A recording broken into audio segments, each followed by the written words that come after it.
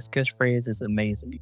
He's a pastor, a talk show host, a man who built his career off one word, and that's controversy. But behind the laughter, the viral clips, and the old school preacher cadence, the bigotry, the self-hate, is a man whose message has done more harm than help, especially for the very community he claims to represent. Today, we're doing a deep dive into who Jesse Lee Peterson really is, how he went from a small town Alabama preacher to one of the most controversial people on the internet, and why his brand of so-called truth-telling isn't uplifting anybody. It's actually tearing people down.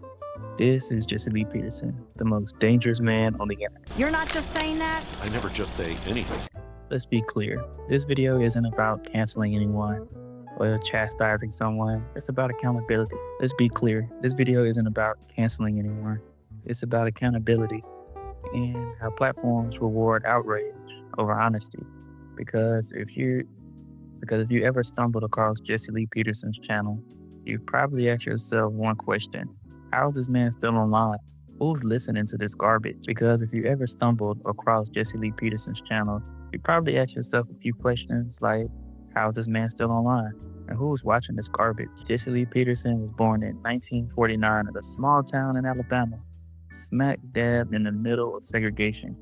He's talked openly about growing up poor, working on a plantation, and his mother being unwed. And that stems a lot of the problem, something he often weaponized in his rhetoric today. As an adult, Peterson moved to Los Angeles, where he started a group called Bond, Brotherhood Organization of a New Destiny. On paper, it's a nonprofit dedicated to rebuilding the family by rebuilding the man. In practice, it became a stage, a pulpit for the internet age. He founded the Jesse Lee Peterson Show in 1990, and by the mid-2000s, his interviews were viral gold. He wasn't interviewing to understand, though. He was interviewing to provoke. Men are so weak, they've been so intimidated, that they allow these women to just run wild and screw up everything. One of the greatest mistakes that America made was to allow women the opportunity to vote. People didn't tune in because he was right. They tuned in because he was ridiculous. It was just a show. Someone cooning, tap dancing, because he said the things nobody else would dare to say. Even if those things were ignorant, they were bigoted, and just flat out wrong. He just said it because it brought attention. Did you vote for the Great White Hope? You calling Donald Trump the Great White Hope? That's right. Okay, the big orange disaster is what I call him. Yeah. Why do you call him that? Did you vote for him, first of all? No. Wouldn't you want to be forgiven for what you've done in the past? Because that's not who you are today? No, that is who he is today. That is Are you the same person today as you were in the past? I'm not.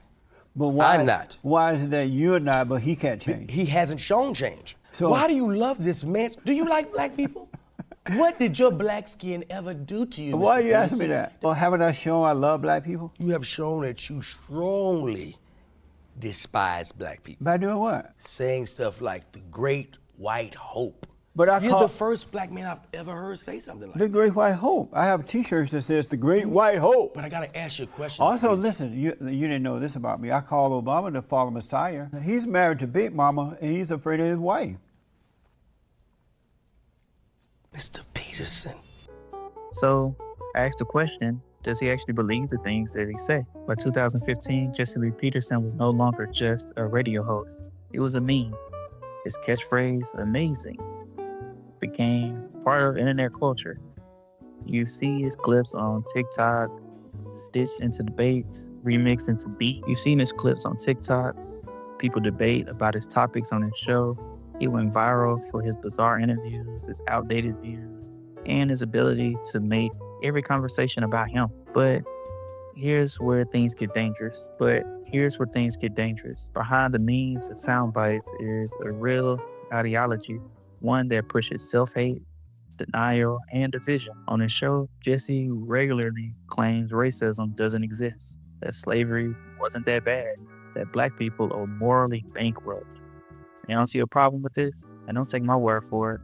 Here's him saying it himself. What do I want? Michelle. When you say you people, what do you mean? The complaining black people blaming others for the failure of their parents and their lives. What complaint have we Blaming made? others for whatever it is you complain about. What is it exactly do you want from white people?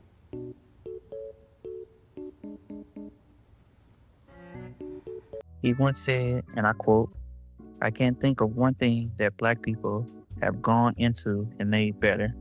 Now that's just a flat out lie. But I'm not going to even list a whole bunch of things to combat what he was even saying. But think about it.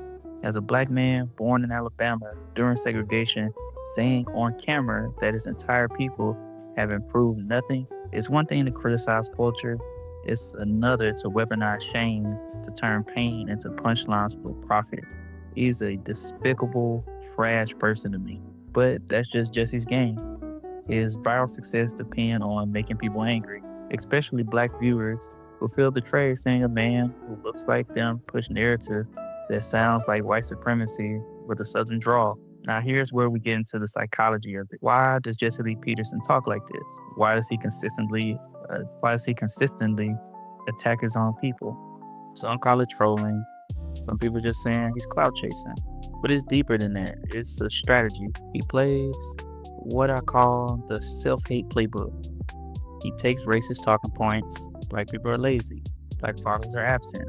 Blah, blah, blah. You know, the usual. White people aren't the problem. You are. You know, those type of things. And deliver them through a black face. It's shock marketing disguised as spirituality. The fact that he can even call himself a preacher is crazy to me. Every time he says something outrageous, he gets a reward. More views, more donations, more appearances on right-wing media. He's found his niche.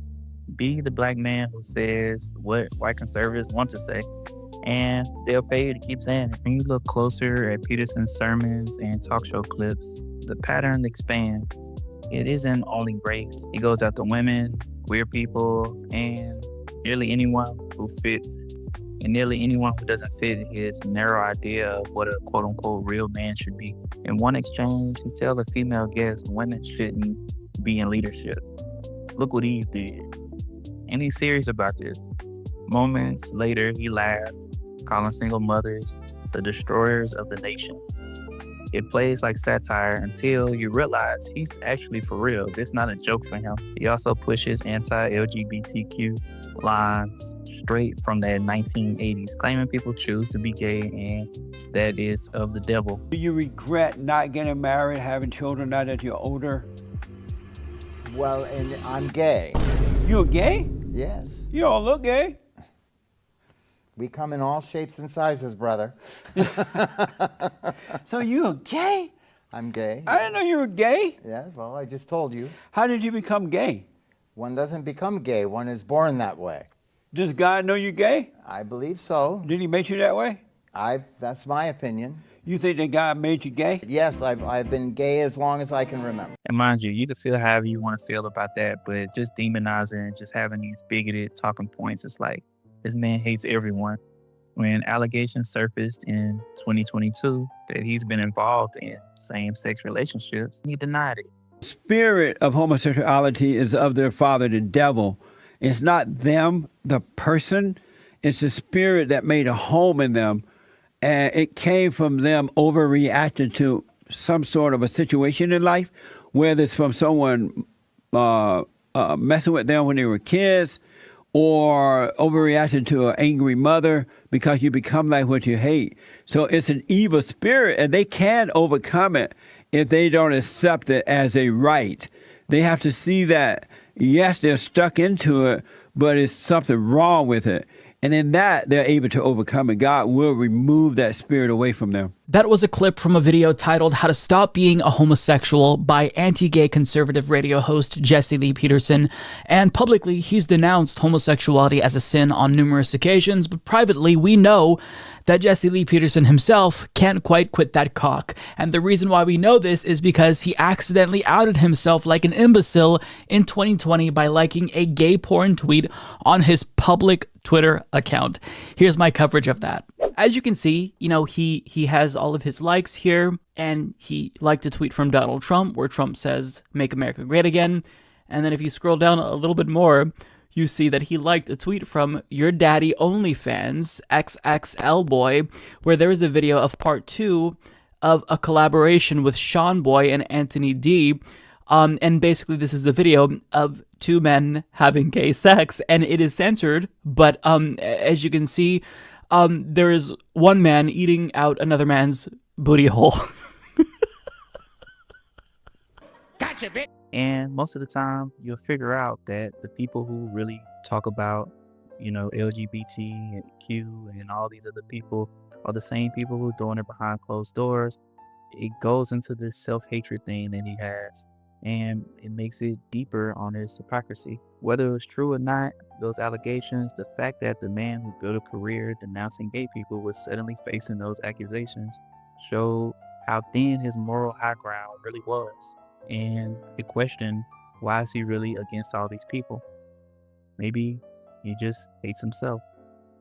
Instead of self-reflection, Peterson did what he always does. He laughed it off and called the critics evil. It's the perfect feedback loop.